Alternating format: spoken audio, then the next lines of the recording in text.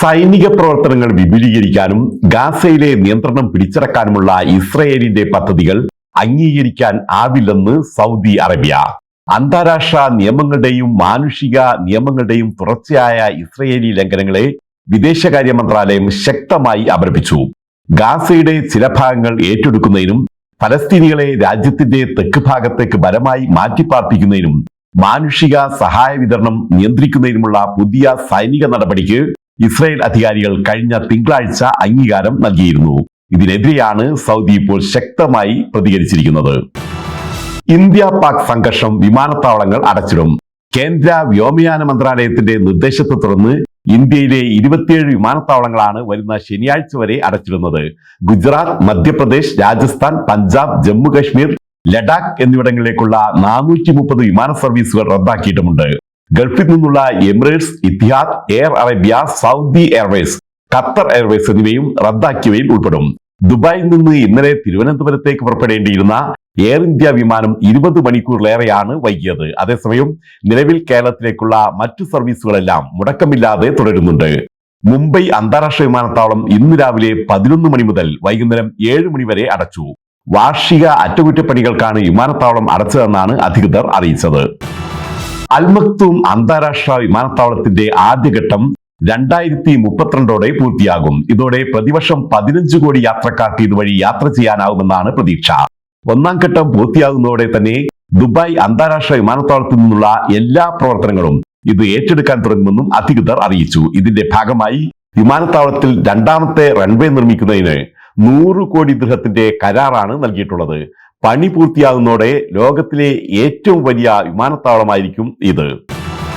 Emirates എയർലൈന് record ലാഭം, ജീവനക്കാർക്ക് bonus പ്രഖ്യാപിച്ചു. 22 ആഴ്ചത്തെ ശമ്പളത്തിന് തുല്യമാണ് ബോണസ്. കഴിഞ്ഞ വർഷം ഇത് 20 ആഴ്ചത്തെ ശമ്പളമായിരുന്നു.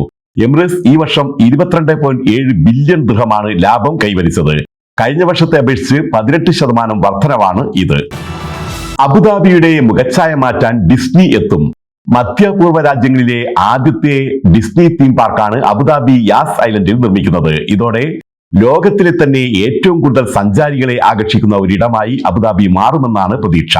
വരുന്ന 15 വർഷത്തിനകം പദ്ധതി പൂർത്തിയാക്കാനാണ് തീരുമാനം.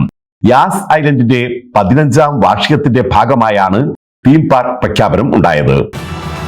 ഡെലിവറി റൈഡർമാർ റോഡിന്റെ വലതുവശത്തെ പാതകളിൽ മാത്രം യാത്ര ചെയ്യാൻ ശ്രദ്ധിക്കണമെന്ന് അജ്മാൻ പോലീസ്.